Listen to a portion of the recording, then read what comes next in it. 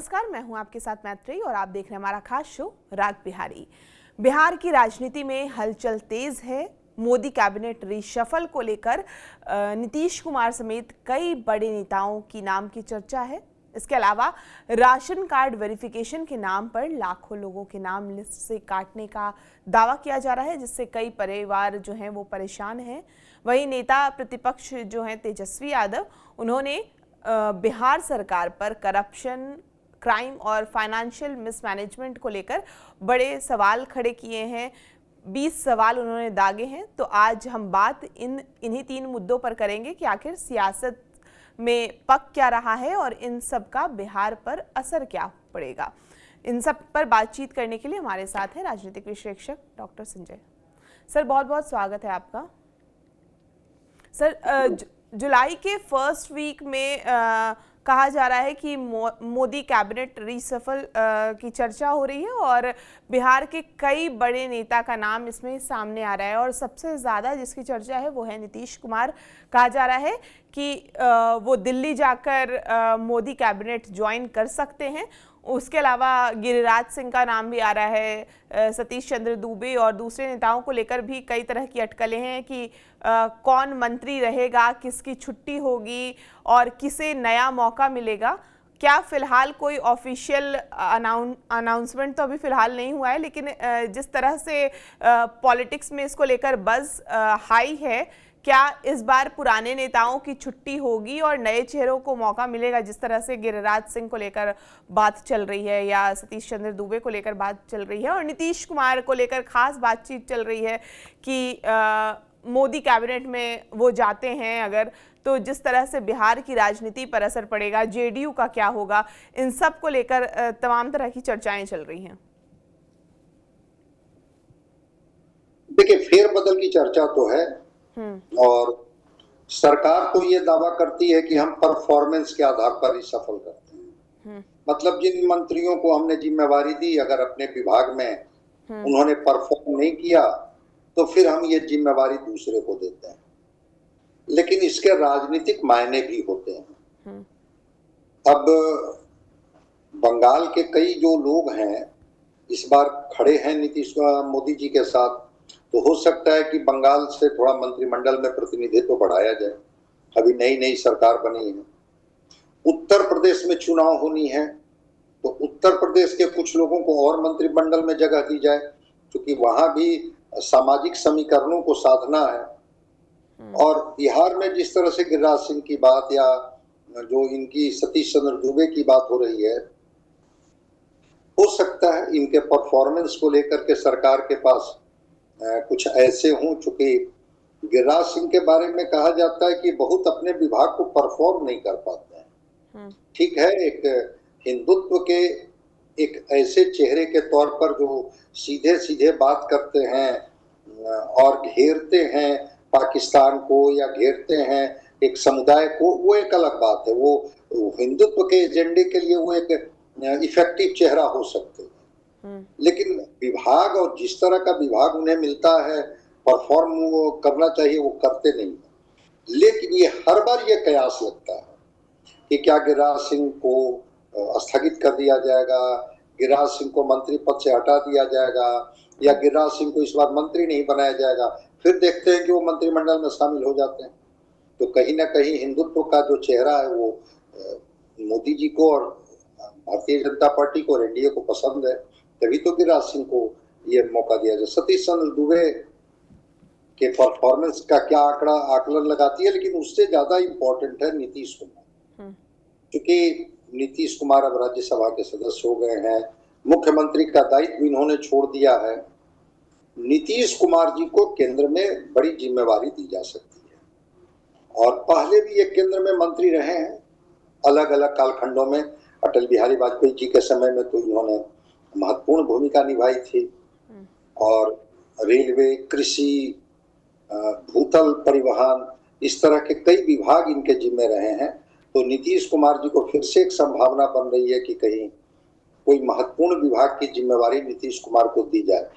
और जेडीयू को, चूंकि नीतीश कुमार जी को मुख्यमंत्री पद से राज्यसभा में भेजा गया, भारतीय जनता पार्टी ने अपना मुख्यमंत्री बिहार में दिया है, तो नीतीश कुमार तो केवल बैठेंगे तो नहीं, उनको तो कोई एक बड़ी जिम्मेवारी ही केंद्र में मिलेगी। और उस स्थिति में हो सकता है कि नीतीश कुमार जी को मंत्रिमंडल में शामिल करा दिया जाए। तो जब नीतीश कुमार जी को शामिल करा दिया जाएगा तो हो सकता है कि बिहार से अलग अलग अलायंस में, अब जीतन मांझी तो अपने अलायंस के अकेले मंत्री हैं, चिराग पासवान अकेले मंत्री हैं, तो बीजेपी और जेडीयू के कोटे से जो भी मंत्री हैं तो उसमें से बदल भी सकती है पार्टी कि चलो इनको इस बार हम मौका दे के देखते हैं। नीतीश कुमार की एंट्री की प्रबल संभावना है। हालांकि नीतीश कुमार जी ने कहा कि हम अपनी भूमिका बिहार में ही ये करेंगे, अदा करेंगे, लेकिन जब केंद्र में इन्हें मंत्री बनाया जाएगा, बड़ी जिम्मेवारी दी जाएगी, तो ये पटना में रहें, दिल्ली में रहें, वो तो कैबिनेट की बैठक में भाग लेनी है। सरकार को कहीं से भी बैठ के चलाया जा सकता है, विभाग तो कहीं से भी देखा जा सकता है।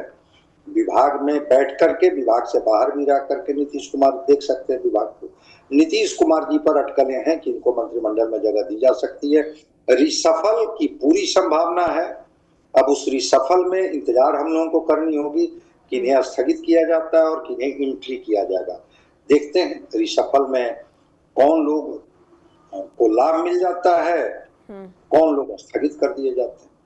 बिल्कुल सर, बिहार में अभी राशन कार्ड वेरिफिकेशन का बड़ा अभियान चल रहा है और सरकार का कहना है कि जिन लोगों की जो मंथली इनकम है वो 10,000 रुपये या उससे ज़्यादा है, या जो एलिजिबिलिटी क्राइटेरिया में नहीं आते हैं, उनका नाम जो है वो राशन कार्ड लिस्ट से हटाया जा रहा है। और अब तक 30 लाख से ज़्यादा नाम कट चुके हैं, जबकि 57 लाख नाम हटाने का टारगेट अभी बताया जा रहा है। लेकिन कई लोगों का दावा है कि उनका नाम बिना किसी नोटिस के कट गया और अब उन्हें मुफ्त राशन नहीं मिल रहा है। तो आपको क्या लगता है कि सरकार सही लोगों का नाम हटा रही है, या फिर कई गरीब और ज़रूरतमंद भी इस वेरिफिकेशन में बाहर हो रहे हैं? देखिए, दोनों संभावनाएं हैं। कभी कभी गरीब और जरूरतमंद लोगों का भी नाम काट दिया जाता है। वैसे तो बहुत सारे लोग जो फर्जी राशन कार्ड बनवा लेते हैं, या जिनके नाम पर राशन कार्ड है उनकी मृत्यु हो गई, या दोहरे लाभार्थी हैं, वो गांव में भी राशन ले लेते हैं और शहर के भी किसी प्रखंड में, जिला मुख्यालय में रहते हैं, वहां भी उसका लाभ ले लेते हैं। तो ऐसे जो डबलिंग वाला होता है, तो सरकार टाइम टू टाइम इसका रिवीजन करते रहती है ताकि सरकारी खर्च कम हो। और दूसरा है उद्देश्य कि डिजिटल सत्यापन और आधार लिंकिंग का बार बार मौका दिया जाता है कि भाई आप अपने आधार से लिंक करा लीजिए। तो आधार से लिंक कराने से होता क्या है कि डबलिंग की संभावना नहीं रहती है, या जो लोग मृत हो गए हैं तो वह भी आइडेंटिफाई हो जाएंगे। इसी को डिजिटल सत्यापन कहते हैं कि उससे थोड़ा सा सुविधा हो जाती है। अब रह गई बात कि क्या वास्तव में जो नाम कटे हैं उसमें कोई वैसा नाम जो जीवित है, और ऐसी चर्चा है, कुछ लोग ऐसे आए कि भाई मैं जीवित हूं और देखिए मेरा नाम हटा दिया गया है। तो सरकार समय समय पर उसका संशोधन भी करती है। तो ये तो अगर जो लाभार्थी हैं और अगर सत्यापन के नाम पर गरीबों के नाम कट जाते हैं, तो मैं तो मानता हूं कि न केवल वो कल्याणकारी योजनाओं से वो वंचित हो जाएंगे, उसके लाभार्थी होने से वंचित हो जाएंगे, बल्कि ये जो इस तरह के दस्तावेज होते हैं ग्रामीण क्षेत्रों में, वो एक तरह से उनके एक सुरक्षा का भी एक मानक होता है। उसी दस्तावेज पर राशन कार्ड को तो दिखा करके कहते हैं कि देखिए हम कैसे यहाँ के नागरिक हैं, हम कैसे बेनिफिशियरी हैं और कैसे हमारे पास ये दस्तावेज हैं।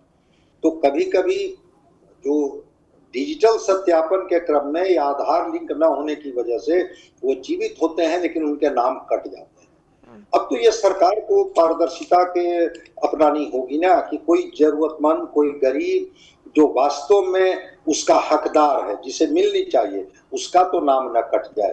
तो ये तो सरकार को, और वैसे लोग जो लाभार्थी हैं, जीवित हैं, जिनका डबलिंग नहीं है, उनको भी अप्लाई करनी चाहिए। एक बार एप्लीकेशन देना चाहिए कि भाई हमको लाभार्थी सूची से क्यों वंचित किया गया। जो एक आपने शुरू में सवाल की, वो बड़ा अच्छा आपने की कि अगर उनकी आमदनी 10,000 से ऊपर हो गई है तो बिहार सरकार के और वित्तीय स्थिति पर तो हम लोग बात कर ही चुके हैं कि फाइनेंशियल कंडीशंस क्या है। अब इतना न सरकार के ऊपर कल्याणकारी योजनाओं का बोझ लाद दीजिए, लाभार्थी इतने लाभ लेने लगे कि सरकार सक्षम ही नहीं हो। तो एक तो थोड़ा नैतिकता का भी मामला है कि जो लोग की आमदनी बढ़ी है खुद ब खुद उससे अपने को हटा लेना चाहिए।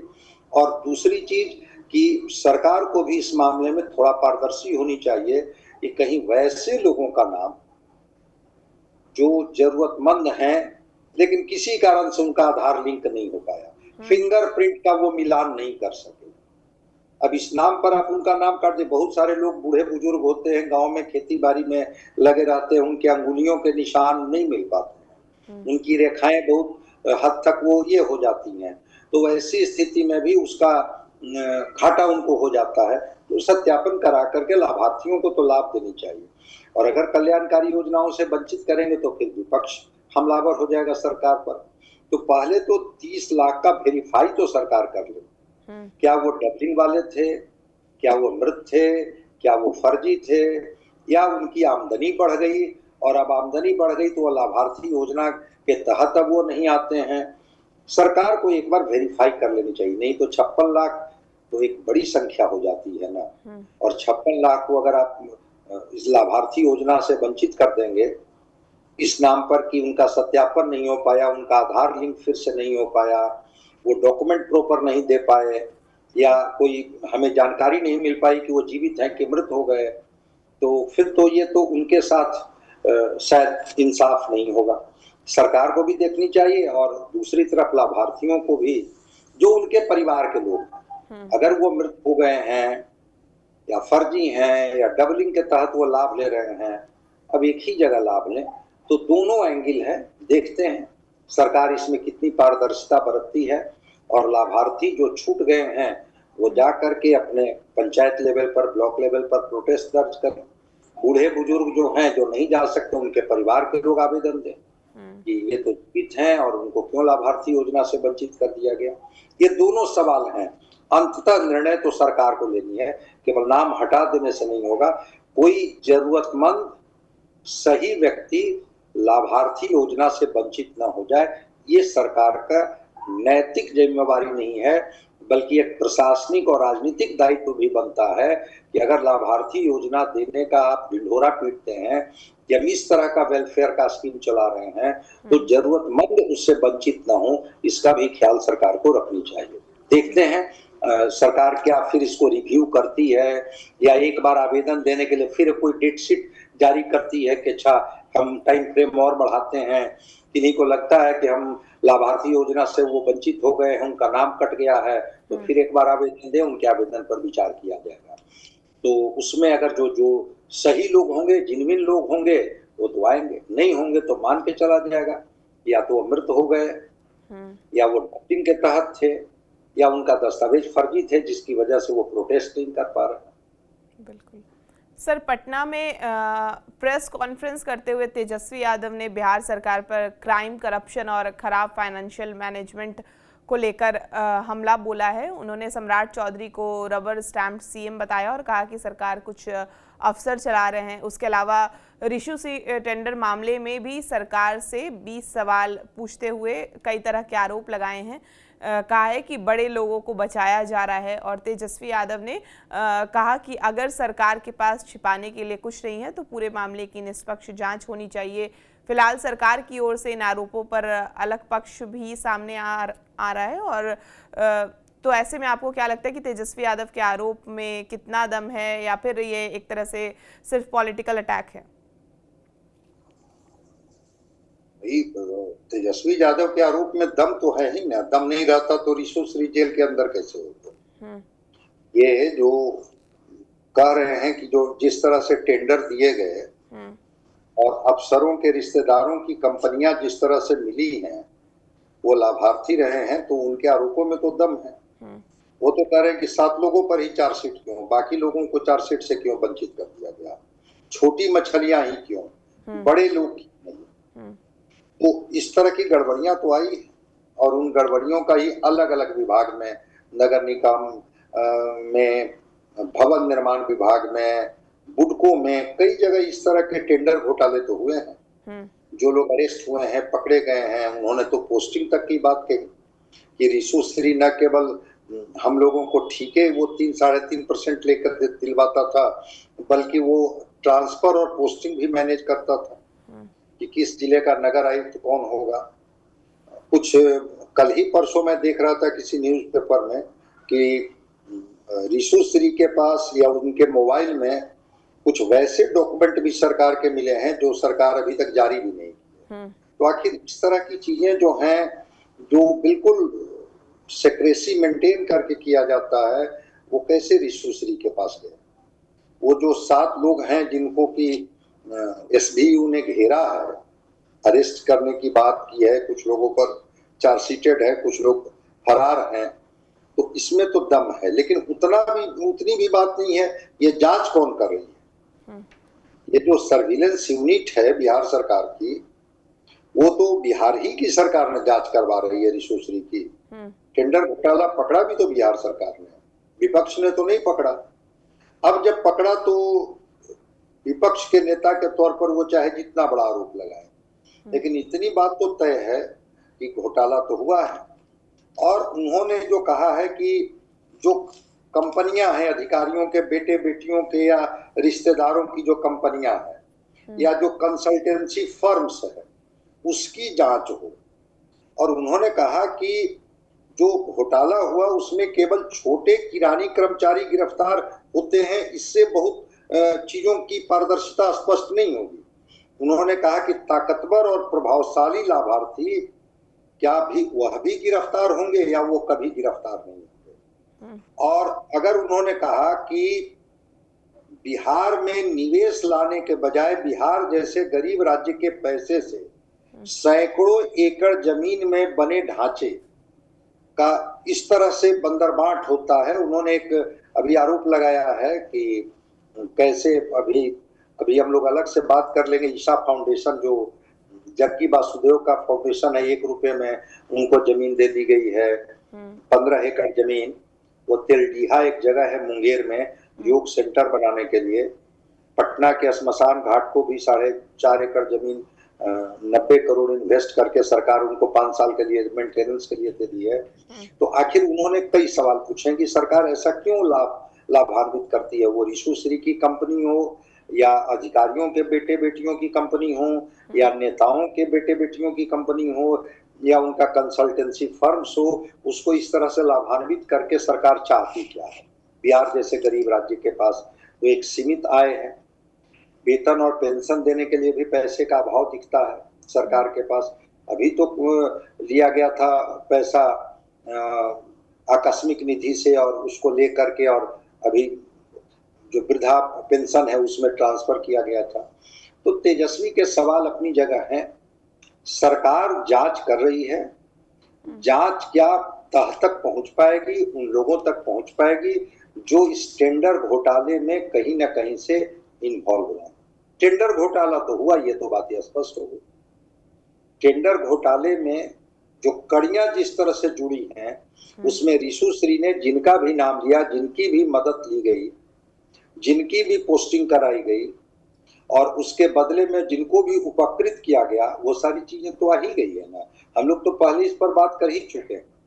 तेजस्वी फिर उस पर आए हैं कि किस तरह से बिहार में लोग अधिकारी के बेटे बेटी कंपनियां बना लेते हैं और फिर वो पैसों का बंदरबाट होता है। तो उन्होंने घोटाले को लेकर के कहा कि अगर ये घोटाले के किंगपिन है रिशु श्री, तो इनको राजनीतिक संरक्षण कहीं ना कहीं से तो मिल रहा होगा, कहीं से तो ये इनका जो फलने फूलने का जो प्रक्रिया है उसमें सरकार सहयोग कर रही होगी। तो उसी पर उन्होंने सवाल उठाया है कि जब एसबीयू ने 4000 पन्नों का चार्जशीट दायर किया, उसमें केवल 7 मुख्य आरोपियों को ही नामजद क्यों बनाया गया, और कहा कि अन्य के खिलाफ पर्याप्त सबूत नहीं है क्या, और अगर नहीं है तो क्या वो सरकार की जिम्मेवारी नहीं है कि पर्याप्त सबूत जुटाए जाए? क्योंकि 7 व्यक्ति मिलकर के तो इतना बड़ा घोटाला, टेंडर घोटाला नहीं कर सकते हैं, उसमें और भी लोग इन्वॉल्व होंगे। ये तेजस्वी के सवाल हैं, विपक्ष के सवाल हैं, और लोकतंत्र में विपक्ष को सवाल पूछने का अधिकार है। जब सरकार निष्पक्ष तौर पर इसकी जांच करवा रही है, पूरी तरह से एसबीयू इस जांच को अपने तरीके से एक एक एंगल को खंगालते हुए, तभी तो 4000 पन्ने का वो चार्जशीट बना। अगर एक एक कदम पर आगे बढ़ रही है तो अब इसके जद में कौन कौन लोग आते हैं, कितने लोग आते हैं, ये तो बात की चीज है। लेकिन एक सवाल से मैं भी सहमत हूँ तेजस्वी जी के, कि जांच चाहे जो भी हो, जिस कालखंड में भी हो, छोटी मछलियां ही पकड़ी जाती, बड़ी मछलियां छूट जाती। जांच हो तो छोटी मछलियां भी पकड़ी जाए और बड़ी मछलियों तक भी पहुंचा जाए, क्योंकि जब तक वैसे लोगों का संरक्षण नहीं मिलेगा, छोटी मछलियां हिम्मत नहीं जुटा पाएगी इस तरह के टेंडर घोटाले करने की। देखते हैं इन्होंने जो सवाल पूछे हैं अलग अलग एंगल। एक तो मैंने कहा कि वो सवाल, वो 1 रुपया में जमीन को लेकर के एक सवाल पूछा है कि बिहार जैसे राज्य में कोई बिहार का निवेशक को ही अगर 1 रुपये में दिया जाता 15 एकड़ जमीन, तो शायद बिहार का भला होता। आखिर ईसा फाउंडेशन पर इतनी कृपा क्यों बरसा रही है बिहार की सरकार? तो एक सवाल उनके वो भी हैं, और तो रिशु श्री से संबंधित है। तो ये सवाल पर हम लोग बात कर चुके हैं, चार्जशीट भी फाइल हो चुका है। अब उनके मन में संदेह है कि 4000 पन्नों के इस चार्जशीट में 7 ही लोग क्यों, और लोग क्यों नहीं? क्या जांच पूरी निष्पक्षता से हो पा रही है, नहीं हो पा रही है? ठीक है, आपको संदेह व्यक्त करने का, सवाल पूछने का अधिकार है। जांच तो सरकार करवा रही है, सरकार पर विपक्ष को भी भरोसा रखनी चाहिए। देखते हैं जब इसके फाइनल फलाफल आते हैं कि आखिर इस टेंडर घोटाले में और कितने लोग शामिल थे, तब हम लोग इस पर और भी विस्तृत तौर पर बात करेंगे कि बिहार जैसे गरीब राज्य, जिसमें 94 लाख परिवार गरीबी रेखा से नीचे रहते, जिसके सीमित स्रोत हैं आय के, 3,47,000 करोड़ का बजट वाले बिहार के पास अपनी आमदनी मात्र 60,000 रुपया है, उसमें इतने बड़े बड़े टेंडर घोटाले हो रहे हैं, तो कहीं ना कहीं से तो लगता है कि लूप होल है। और वो लूप होल को सरकार कितना कामयाब होगी उसको खत्म करने में, और इस तरह के तत्वों पर निरंकुश जो तत्व हो जाते हैं, जो अपने तरीके से मनमानी करने लगते हैं, विभाग का टेंडर का लूटपाट करने लगते हैं, कैसे उसको नियंत्रित करेगी सरकार? ये तो हम लोग जब तक इसके परिणाम नहीं आ जाते हैं, पूरी चीजें जब तक सामने नहीं आ जाती है, अभी तो चार्जशीट ही फाइल हुआ है, गिरफ्तारी ही हुई है, ट्रायल चलेगा, ट्रायल के बाद फिर सारी चीजें स्पष्ट होगी, उसके बाद ही इस पर और बेहतर किया जा सकता है। तेजस्वी जी सवाल उठा रहे हैं, उनको उठाना चाहिए, ये उनकी जिम्मेवारी भी बनती है विपक्ष के नेता के तौर पर। बिल्कुल, जिस तरह से अभी जांच आगे बढ़ रहा है, हम उम्मीद करेंगे कि आगे परत दर परत खुलते जाए और हम उस पर चर्चा करेंगे। बहुत शुक्रिया सर हमसे बातचीत करने के लिए। आपको ये पूरी बातचीत कैसी लगी? इस चर्चा पर आपकी क्या राय है? हमें कमेंट करके ज़रूर बताएं, और बिहार की तमाम खबरों के लिए आप हमारे साथ बने रहें और देखते रहें TV9 बिहार झारखंड।